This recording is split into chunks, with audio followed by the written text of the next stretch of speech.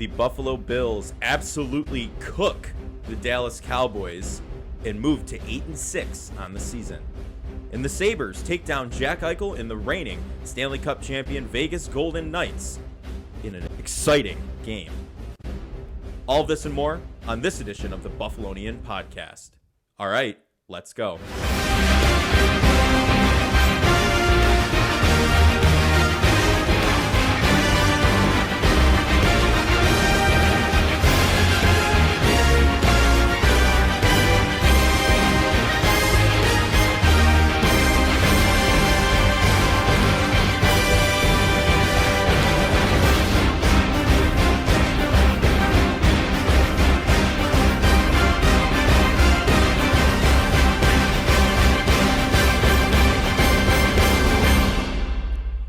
We are back with the Buffalonian podcast. I'm Joe Callia, and as always, I'm joined by none other than Dom Loss. And Dom, we got a lot to talk about today, a lot of good things to talk about for the Bills. They mounted a huge game against the Dallas Cowboys. Dak Prescott, it was a great game. Initial feelings, we normally don't do a pod the Monday after. I know. This is very fresh. I don't know. What do you think? It is very fresh. I just say one thing. What is the sticker on the back of your computer? It says it's table breaking season. And honestly, as soon as I put that on, lost to the Broncos. Ken Dorsey gets fired. So I was like, this is bad juju. This needs to come off. But now it's turned around a little bit. So I'm leaving it on. It's table breaking. I got distracted by the big red sticker. The big. I was like, sorry, it's table, and I couldn't read the. I was like, it's probably a Bills one, so I could probably say. But yeah, yeah. I mean, they came with all these nice posters, by the way. I know. What a game for the boys. Not for the other team's boys, but our boys. Yeah. The right team's boys. Yeah, I mean, the Bills really didn't get much help in the 1 o'clock window, so it was kind of like, this is kind of a depressing day to begin with. But, hey, I don't care that those other teams won as long as my Bills win. And, hey, as the producer said, it was a pretty stress-free game for the most part, especially in the second half. Yeah. Which is, I guess, if you watched the game, it wasn't surprising. But, like, going into the game, I think both you and I had the mindset that this is going to be a close kind of up and down kind of not really a slugfest, but kind of like two MVP level quarterbacks throwing the ball across the yard, and I mean they combined for under 250 yards combined between the two of them or something like that. So yeah, that's just crazy to think about. But no, yeah, the rainy game. I mean, people expected it maybe not to be a throwing duel. They didn't quite expect what happened with the Bills though. So without further ado, let's roll the film. Let's roll the highlights. Let's kick it right off here with Tave. Right up the middle. This offensive line, outstanding. Creates the amoeba around Latavius Murray, pushes him into the end zone after being stalled out, and for the touchdown. I mean, that's one point I know we're going to stress today, so I'm not going to hammer it too hard right now. But the offensive line, as I mentioned last week, it's the colony of ants. It's the B-ball. They're just surrounding whoever's got the ball, and they're just pushing them all the way through. Throughout the game, they were, I think we saw Michael Orr on the field with Deion Dawkins at one point, just shoving him all the way down. So, I mean, come on. I love it. So now, next highlight here, we'll get another scoring highlight. Josh Allen takes the snap, rolling out to the right. He throws a little low pass to James Cook. James Cook makes the catch. Would you look at that? Just pure running backs being involved in the passing game, pure Joe Brady offense. That's the only passing touchdown Josh Allen would throw. The only passing touchdown the entire game. Only passing touchdown the entire game. Allen, to quote him, he felt like the kid who did nothing on the class project and still got an A. So we're going to see more of that here with this next highlight. Again, Josh Allen in the Bills edition of the tush push gets right through. There's nothing like it. Puts the Bills up 20-3 at that point. Tyler Bassett's extra point would be good to make it 21-3. And listen, with that first half rushing touchdown, Josh Allen surpassed Cam Newton for the most rushing touchdowns among NFL quarterbacks in a player's first 6 seasons. That's his 10th straight game with at least one passing and rushing touchdown. And that guy, since he's sat on the field, I feel like I'm effing back. He's been back. He's been the guy. Except we're going to see the guy in this next play, the real guy. We've already seen him. James Cook takes it into his own hands again, all the way to the end zone, rumbles, stumbles, does his flip again. Is that his signature move now? You think he's going to flip every time he gets an open into the end zone? But there we go. James Cook rushes in for the touchdown and really solidifies the Bills' lead there. And you can't ask for anything better than that. That was a James Cook masterclass. So without further ado, those are the highlights. I think before we talk more on James Cook, I say we hit the Dom 5. What do you think? I agree. Because I think we're going to hit him pretty hard in here. I would hope so if we did the 7 right. Yeah. Let's hit it. Joe Brady, head coach material. We talked about, Brian Dable became a head coach. We all thought Ken Dorsey was going to, kind of with Josh, it's usually pretty easy for an offensive coordinator with an elite quarterback duo to kind of get a head coaching job for the most part. Obviously, Bieniemy had to leave Mahomes.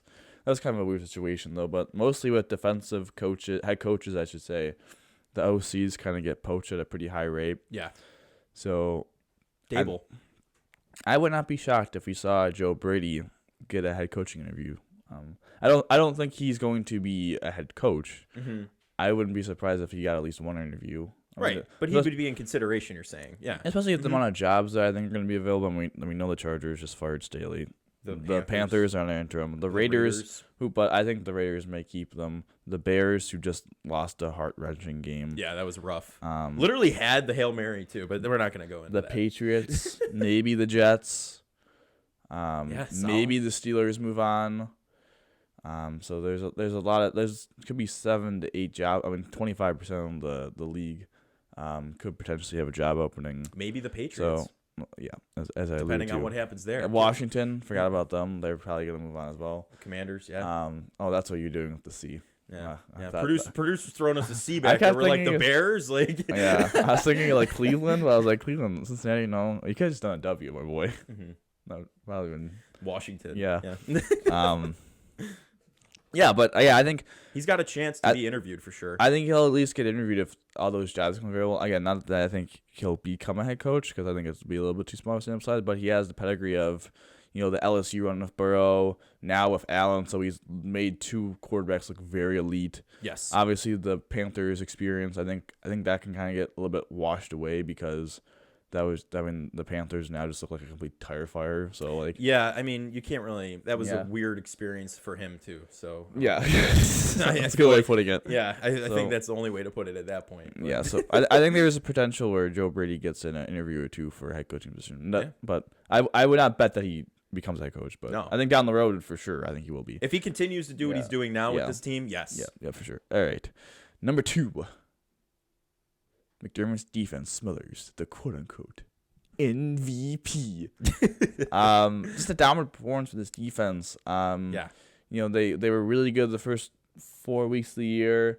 Then the middle portion of the year, they were literally one of the worst defenses in the entire league. And these last 4 weeks, they've been really dominant. I know they played the Jets in one of those games, but they were pretty good in Philadelphia. I know the second half is really unfortunate, but they had a good half there. They played well against the Chiefs, got stops in the second half, and they did. This game, dominant doesn't even begin to describe. It was just we talk about Spanish Mountain football. They just kicked the crap out of the Dallas offense. Yeah. For 4 quarters. It's unfortunate that they got that touchdown to make it look a little prettier, but. That's like that Ron Rivera field goal when the Bills just demolished the team. It's like that pity, that. The pity points. But it's a situation too where it's like the Bills also defensively, had a lot of plays that almost were made for interceptions. Benford, Poyer. They were mongers out there. Phillips had one hit him dead square in the chest. Going to go on the jug machine after that one. But, just a dominant game. And it was a little frustrating at first, I think, with the 2 unnecessary roughness penalties by Rapp and Dotson. I know Rapp's was, Zach Martin pushed him over, so it was offsetting. Yeah. But, sometimes while those are unfortunate, it kind of set the tone of the game of physicality. And the Bills really did do a good job of matching Dallas's physicality and making Dak have to throw the ball, and he just looked uncomfortable all day in the pocket. He did. He didn't have a comfortable snap, it looked like, especially with Martin coming out of the game. Mm-hmm. Not Martin. What is that, Martin? Yeah. Coming out of the game. After that pocket was exposed. It was like there was a pile of Parmesan cheese, as I like to say, instead of Swiss cheese. But no, that's a quote-unquote contender, right? That's what they've been tossed around as the national media, through the national media. And the Bills literally just stomped on them. I think that's the best way to put it. I don't know, just uncompetitive, a very uncompetitive game. It was, but as the producer alluded to, it was nice because we were joking. I mean, James Cook dropped that one touchdown, right? And McDermott, we made the joke, oh, you're benched for the entire fourth quarter now. Like we were. He kind of did get benched for the entire. He kind of did, but like it's because they were up 31-3 at that point. So it was just like, yeah, Kyle Allen goes out. I'm like, okay, the starters are done. Diggs is done. That's another thing I think always gets. I think lost in translation is not the right word, but the fantasy owners. But the Bills were up 31-3 for the entire fourth quarter, pretty much 12 and a half minutes, and they didn't score again. So like it could have been worse if they kept their starters in. So I think that's another thing that's really exciting to see. But yeah, very exciting. On number 3, this is I think the big one. This is the big one, I think. Yeah. I mean, literally breaking news. Literally breaking news on the Buffalonian podcast. James becomes a Michelin star chef. Yes. Breaking news. 25 carries, 179 yards, and a tutty. Had 2 grabs for 40 yards and another tutty. Just a big-time game for the lad. 7.2 yards a carry. I mean, Lily just dunked on them. Had two catches for 42 yards today. Had a nice 24-yard catch and run, and then obviously had that nice cook that linebacker on that route for the nice little 18-yard touchdown. But I think the biggest thing is, honestly, he had over 200 total scrimmage yards. First time since I believe Thurman Thomas, the running back, has done that. Yeah, so 221 total probably yards. the most dominant running back performance we've seen from. I know he saw Shady kind of in his prime-ish, kind of in the back. That was the back end. Yeah, but he was still very effective in the run game. Yeah, but him becoming a star is important. It's just another thing for defenses to focus on. Again, it's a situation now where I'm hopeful the next 3 weeks this offense kind of figures out maybe a little bit more in the passing game to get Diggs and like all those guys kind of hitting the passing game with Cook, like keeping Cook, Allen, both those guys, but getting all the other pass catchers to get to their level. Yeah. And that's kind of like the goal for me for the next 3 weeks. But I will say this, and I think Sean McDermott loves this, is that our man James Cook, as you alluded to earlier, did drop a touchdown. There's more meat on the bone to pick. Like he could have had as Mooch as a fantasy owner would know. I could have had another 7.5 fantasy points. Like that was a 5-yard touchdown. Beautiful play design, drops it. Yeah. And it's a situation where it's like you get those chicken wings, the flats, and there's a little bit of meat in the middle. You gotta break the bones. That's what James Cook needs to start doing. Breaking the bones, getting a little. Then he could be a multiple Michelin star chef. Yes, yeah, he'll be at Gordon Ramsay's level. Would you say? So, also for James Cook, before the first half is over, he had over 100. There is questions though if he's gonna go. Like he's been invited to MasterChef. Oh, And I hear Dak's going to MasterChef Junior because that's where he can only So all right. Anyway, so Cook had over 100 total yards before the first half, or in the first half. He's the first Bill since LaShawn McCoy in 2016 to have 5 consecutive games with over 100 scrimmage yards. So this guy, I mean, has just really put it together. Again, the cook has found the kitchen. I was saying that last week. He's a Michelin star chef now. Yes, Tim. He's going to be in the Ratatouille sequel. We hear cooking up in the kitchen. So this will be. This is the beginning to a very dominant James Cook career, and we're watching it blossom, which is outstanding right now. Also, I mean, two games in 3 weeks that he dropped a touchdown. I mean, to nitpick. It's not even like criticizing him. Really, it's more of like this dude's playing on such a high level that it's scary to think that there's like another level for him to hit. Right, for him to grow, and honestly. Did it matter he dropped that touch? I mean, the Philly one, you can argue. Yeah. But this one, you're like, they were already up 33-3, like 31-3. Why I keep wanting to say 31-3. And so what does it matter at that point? But whatever. I mean, it's just, it's whatever. That's how this one feels. But the other one was like, okay, that could have been a game changer. It is what it is. But number 4, please, sire. Floyd hits the $1 million jackpot. 10 sacks. It was first time.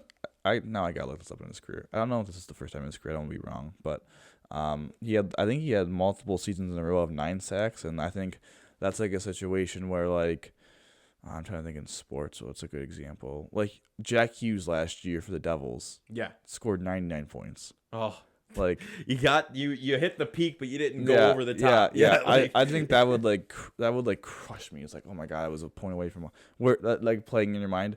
He now has 10.5 sacks for the boy, for the lad Leonard. pay that man his He money. did have 10.5 sacks once in his career before that, so he's now tied a career high in sacks.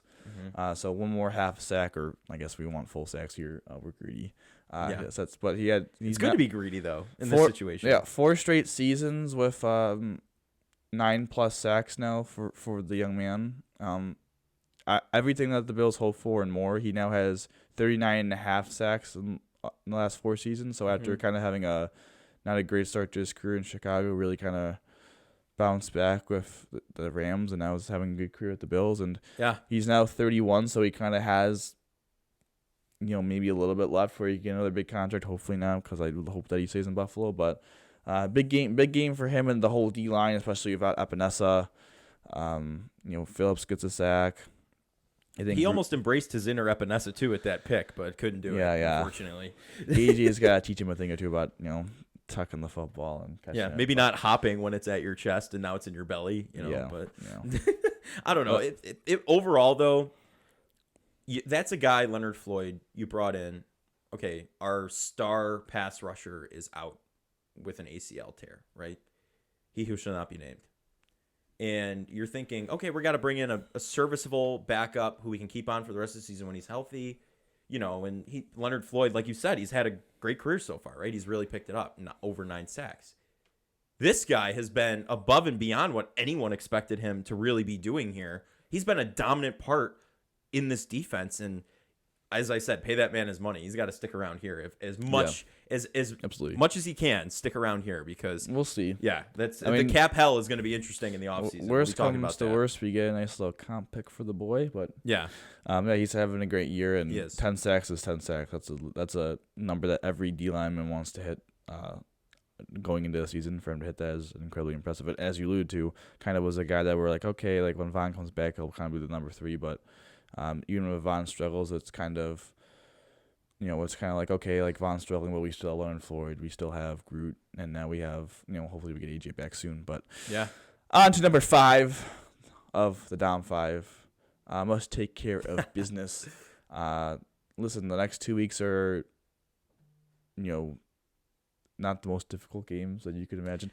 Listen, we said going into at least the last 3 games, Philly, Kansas City, Dallas, like you got to go 2-1. And they took care of business the home game. They took care of business of the AFC game. So it couldn't have been obviously you would have said would have won 3-0. They really could have won 3-0. But I think that Philly game set them right, though. In a way. They took care of their business the last 3 games, the rough stretch. And now it's like, hey, like you guys still need to go hot, stay hot.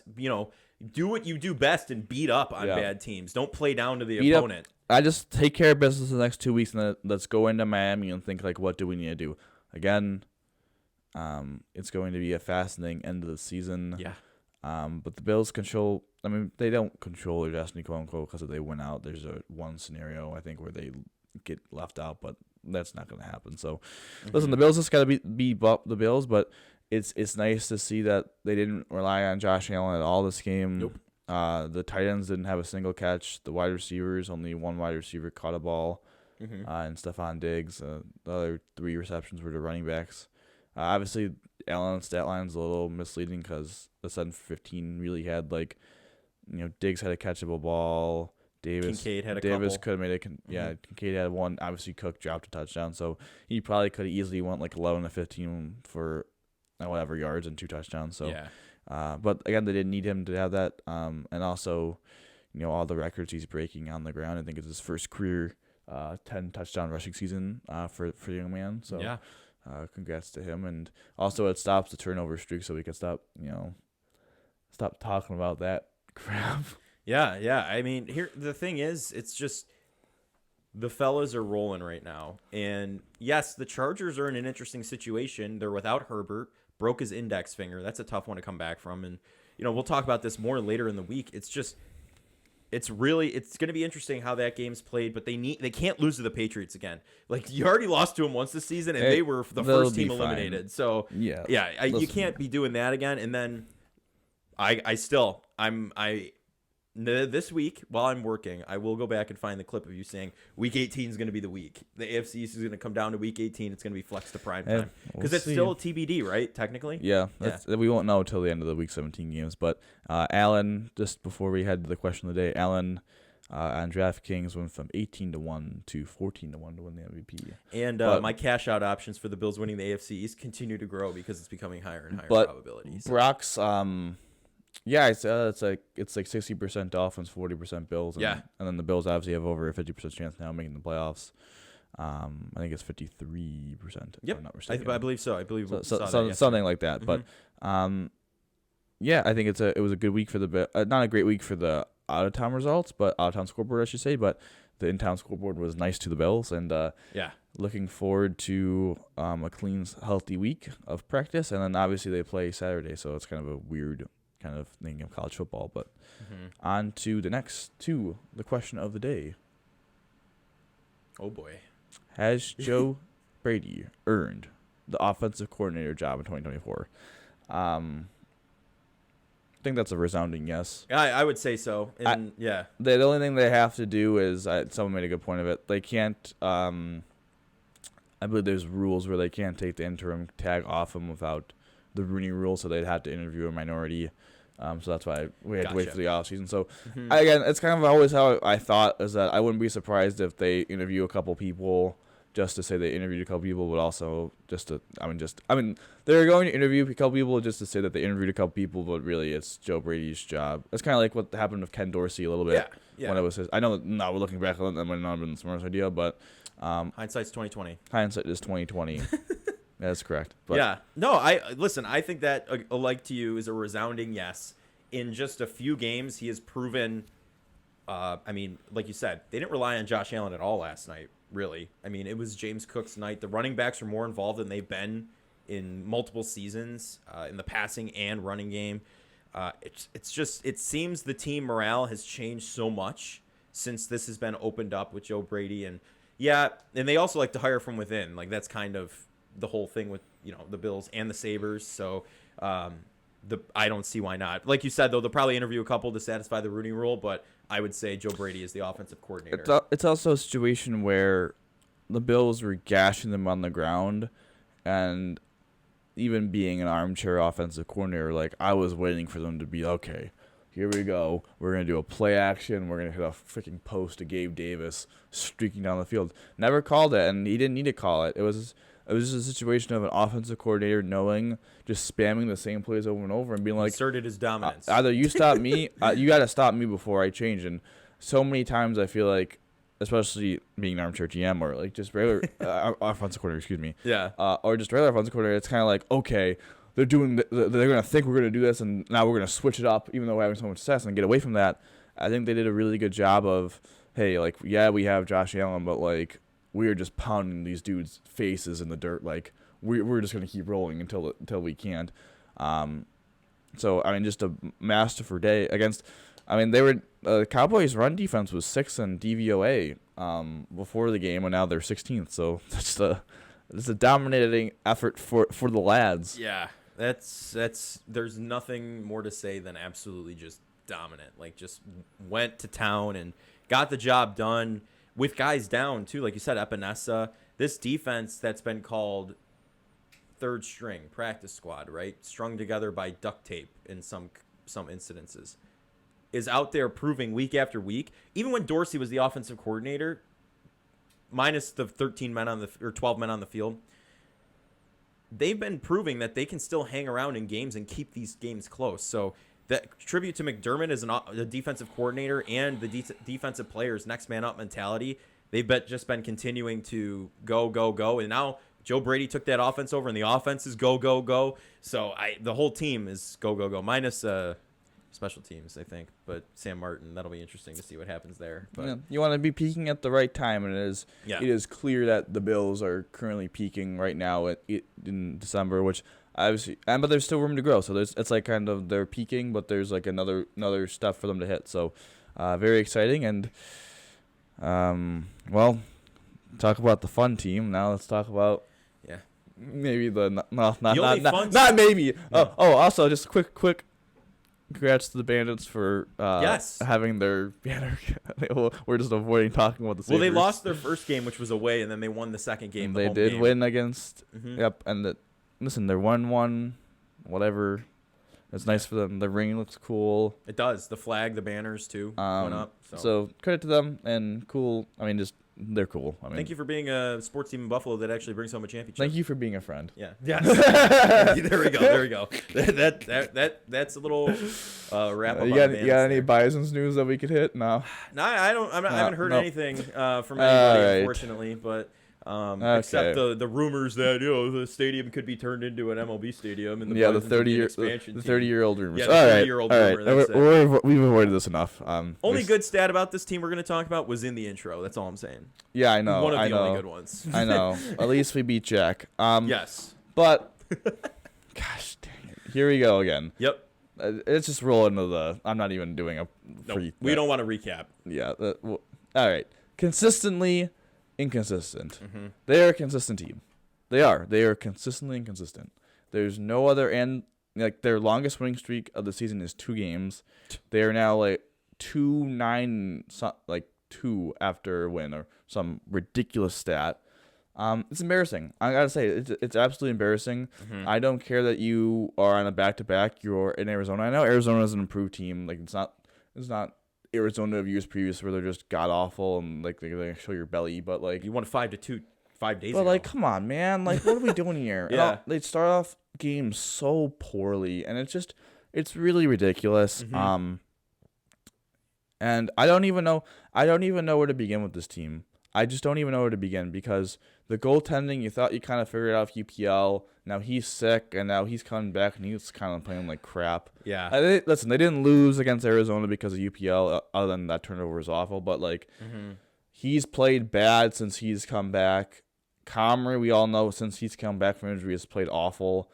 Levi, thank God for him, he's played well since coming back from Rochester. Yes. Now we're in like the boat of like, okay, I guess it's Levi's not now. It's UPL lost it. And it's like, okay, thank you. I'm so happy I didn't sign the apology form a couple weeks ago. It's like, all right. Like everyone was sending out. Yeah, I mean, it's like, dude, what is the one thing this dude lacks? Consistency. Levi put the Eagle hat on, and he's been a different guy ever since. That's all I'm saying. So they're just, I mean, everyone's just so inconsistent. It's just absolutely, it's just mind-boggling. I mean, I know they're a young team, and you could took some of it, but I mean, for the fact that like their longest winning streak is 2 games, is we're 32 games in the year, we're almost halfway through. Like, yeah, it's so frustrating. But on to number 2, thank you. What happened to this offense? I don't understand. This is a top 3 offense in hockey, and now they're a bottom 5. Yeah, it's just it's really pitiful at the end of the day. It truly is. Like, I don't know, when we went, Dom and I have been to games. We've been to the games with the producer and statistician Ginge as well. It's just, I don't know. Like, I've wanted to leave in the third period, and I haven't in the past 2 seasons as this team's built and built and built. You know, since the soccer coach got on out of here, I feel like it's just been building up and getting better. But yikes! Like, they went from being the most exciting offense to watch in hockey to one of the I don't even want to stay at the games and experience it. You know what I mean? Like, I don't get it. I mean, Cousins has 1 goal in his last 12 games. Yeah. Thompson has 1 goal in his last 11. Those 2 have combined for 12 goals. I think during this point last year, it was like 27 goals or even more that they've combined for. So they're just not getting production really from those guys. yeah. It's the offense is. I just feel like they focus so much on defense and we gotta play this way for the playoffs, and it's just like their total offense is completely neutered. And it's like, what is, like, they were one of the most dangerous teams. They were, maybe you could make a case for being the most dangerous team in hockey off the rush, and now they're one of the worst. And I'm sorry, but like, I hate when it's like, I'm not gonna call out the person from the Buffalo News who said this, but it's like after the Vegas game, it was like, it's on the players. Like, no, dude, like we're gonna like say it's not, like everyone saying, it's the effort of the players or whatever. That's just not true. Like, I'm sorry, that's such a that is such a cop out to be like the players are not playing with effort, dude. You could have said that about the Bills' offense for weeks. You know what I mean? I'm sorry. Like, also, if they're not playing with effort, 32 games in the year, that also was on coaching. Like, yes. I'm sorry. This whole mess is a coaching issue. It is. They can't get the power play going. They're one of the worst teams in the entire league on the power play. It has cost them so many games because it's not like they have an elite penalty kill, so they're just getting killed on special teams. Yeah. Their offense has been completely neutered, and these dudes just don't look like they're having fun. Like, I'm sorry, but like at the end of the day, it's this is a coaching issue. He's not putting his best players in positions to succeed. His best players aren't playing well, and it's 30 games into the year. That's the thing. And 30 games into the year. He keeps going back to these same defensive pairs. Yep. It's absolutely ridiculous. Clearly not working. Clearly not working. Dahlin and Samuelsson. Dahlin is significantly better away from Samuelsson, and Samuelsson is even worse away from Dahlin. He's actually a little bit better. Like, please stop playing those two guys together. Play Yogi Gara's actually had a good year. Play him with Dahlin. Play Samuelsson or Power, or play Johnson Power. That was a nice little pair too. But yeah, the coach cannot get out of his own way. The defense of the coach is maddening to me. I mean, I don't know how you could defend them. I mean, no. This is supposed to be a team that we all expected to have this massive jump, and they've regressed, and a bunch of their core players have regressed. I know it's a little bit, some people are a little bit banged up and whatever, but their core players have regressed. I'm not saying this is a perfect roster, but they are underachieving in my mind. Like, there's a team at minimum should be an 85-point team, and they're on pace for far below that. I think they're on pace for like 75. Like, I'm sorry, not getting to the playoffs. We could debate the roster all we want about how they added Clifton and all that. I'm sorry, but they're still massively underachieving. With all that being said, so. I mean, you're looking basically when you look at the Sabres logo, it should just say insanity on it, because this team is the definition of insanity with their coaching. You're doing the same thing over and over again and expecting different results. It's ridiculous. It just does not resonate with anybody It's here. really shameful for the fans that we're going through all this, and they won't fire. I mean, they won't fire him during the season. We're gonna get Matt Ellis. Right. Matt Ellis is gonna help the squad. Yeah, him and his 32nd ranked power play. It's just ridiculous. But on number 3 thing. Yeah, they've already tried the reverse Ted Lasso, bringing in a soccer coach. So yeah, can't do that one. No, that one's off the board. Yeah. Oi, Benson. As anyone who might be a regular show fan, you've ever seen it? Yeah, I'd look up some clips. Benson, Zach Benson, now 10 points in 22 games. Scored his 4th goal of the year. Made another big time play to Alex Tuch. For basically the Daga in Vegas. I love the image. Can you put that back up, actually, producer? Yeah. Basically, in Jack Eichel's face. What an image. Yeah, wearing the number 9 sweater Eichel used to wear and just spitting in his face. Oi, Benson. So. Yeah, so Lily, probably one of the few bright spots is Benson, Ryan Johnson, and I guess now Levi, you could say, is a bright spot because how he's played. So all the young guys. That's basically it. And also I guess the Eric Robinson trade, because that guy hasn't been got off. Actually, guys, that dude actually helped a little bit. He's been decent. Yeah. So, but focusing a little bit more on Benson, just plays an adult game as an 18-year-old. Thank God he's 5'8" or 5'9", because if not, he probably would have went top 5. So, listen, I give Adams a lot of crap, and rightfully so, but hitting on that pick and then keeping him instead of, not sending him back down to juniors after his 9 games, not sending him to the World Juniors, even though Canada's begging for him to join the squad. Yes, they are. Is really impressive. And it's more of a situation, this guy, he does all the little things well. It's just, he's the one thing, constant things for him to improve on is just like the penalties. He just does a lot of he's a physical player. A lot of stick and fraction penalties that you could work on, but he's so good defensively, and the points are coming. So, really proud of the lad. But yeah, I mean that's one thing to be proud of, and it's one of few things to be proud of. I feel like at this point as a Sabres fan, So unfortunately, this is why people just don't watch the Sabres. That's all I'm saying right now. Like this is why people just turn off the TV or don't go to the. It's why the 50-50 only gets to $8,000 because no one's there.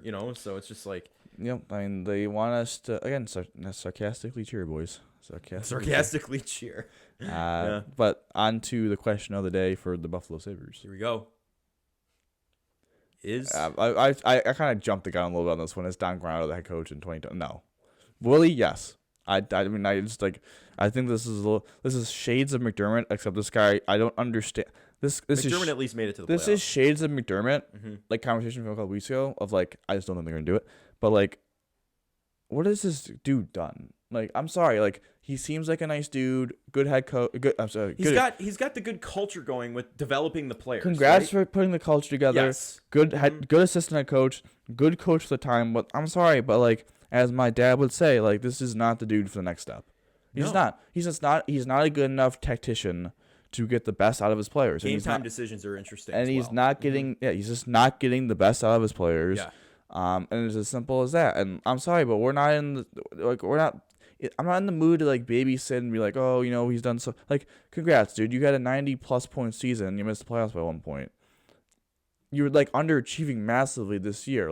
I'm sorry. To piggyback off but can we get a guy? Can we get a guy in the room that's going to play his best players, put them in positions to succeed? I'm sorry. I don't think they need a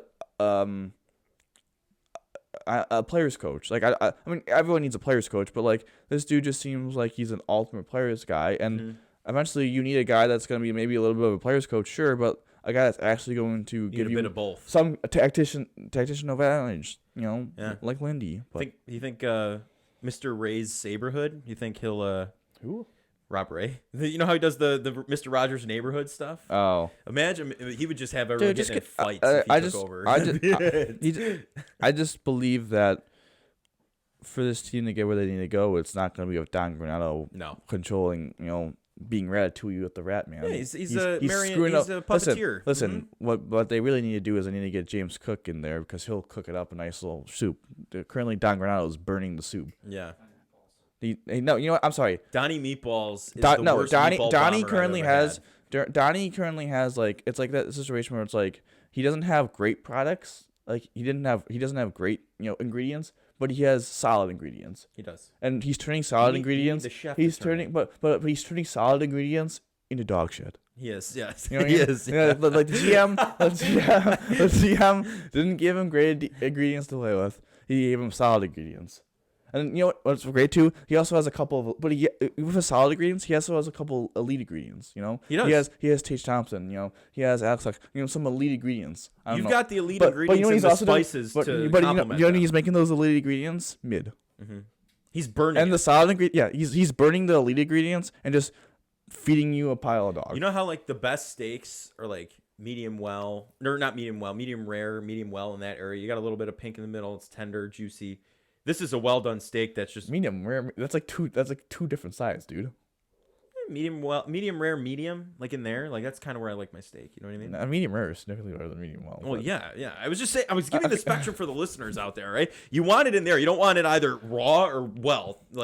Even though I know people who eat their steaks well done, it's just interesting to me. But you don't want that, and that's what you're getting. You're just getting a charred steak with Don Granato. You're not getting the potatoes, the rosemary, the little chives on top of the steak. You know what I mean? You're not getting any of the. There's no plating. Gordon Ramsay would be disgusted. No, but he's also forgetting the potatoes. It's I ordered potatoes. It's oh, I'm sorry. I didn't know we could change the power play. Yeah, that's right, my bad. Yeah. No, you're right. It's just wait.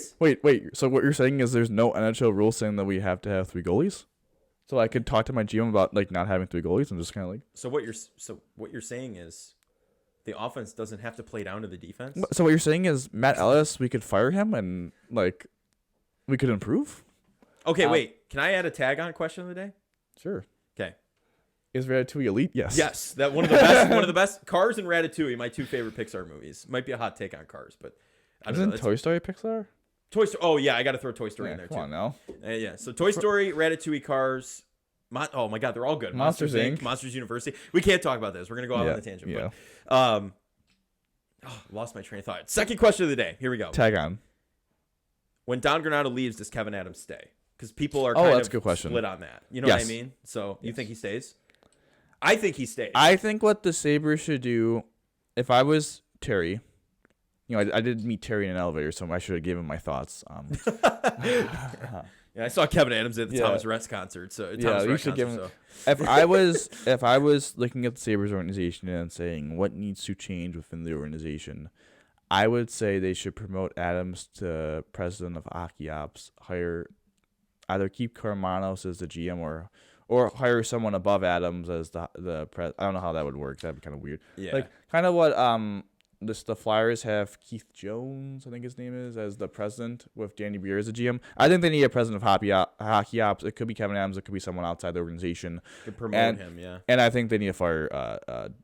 I think, to answer your question, Don goes, Adams stays. Because I think Adams has done enough where, okay, he's rebuilt the roster. He's rebuilt the cupboards. Do I think now he needs to learn the next step? Yes. Do I think he could take the next step? Sure. I'm confident right now that Kevin Adams.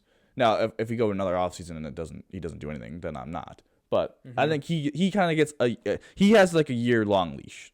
Like I don't think this year doesn't define like this year. I think makes his seat hot. Like but I think this seat hot. His cheeks may be getting a little warm. Don Granado's, he'll that was like the McDermott analogy. The flame was lit, but he'll stand. But Don Granado will stand up, and you'll just see his bare cheeks because the pants is like completely burned. He's got assless chaps on at that point. So I think Don's out. At this season goes the way that it's going, I think Don should be out. I think Adams kind of gets one more kind of go around of like, hey, you got to improve the roster, and maybe we'll add a hockey ops, and you get to hire an actual coach outside the organization because he hasn't done that. Don Granado was on Rev Kruger's staff, so maybe that's a thing for Adams to kind of like convince Terry to keep his job. But to answer your question, I think Adams stays. Granado would be out in that scenario. No, I'd agree. I would say Adams sticks around, and he's done a decent job. He could have done more this past offseason for sure, like getting a goalie or things along those lines. But I mean, the keys are in place right now because of him in a lot of ways. So keeping Benson, like you said, great move. Like things along those lines. Like he's shown he's drafted well. Yes, he's shown he deserves to stick around at least for a couple more seasons. And if things really go out of control, then you move on. But if he gets another head coach or you promote him to hockey operations president, like that, absolutely, you keep him around. A culture guy for sure, Kevin Adams. So beat the Sabres in the Stanley Cup, by the way, too. So, So with the Sabres, they playing home against Columbus tomorrow, home against Toronto on Thursday, and then Saturday at 7:30 against the Rangers. I gotta tell you, they gotta move that game.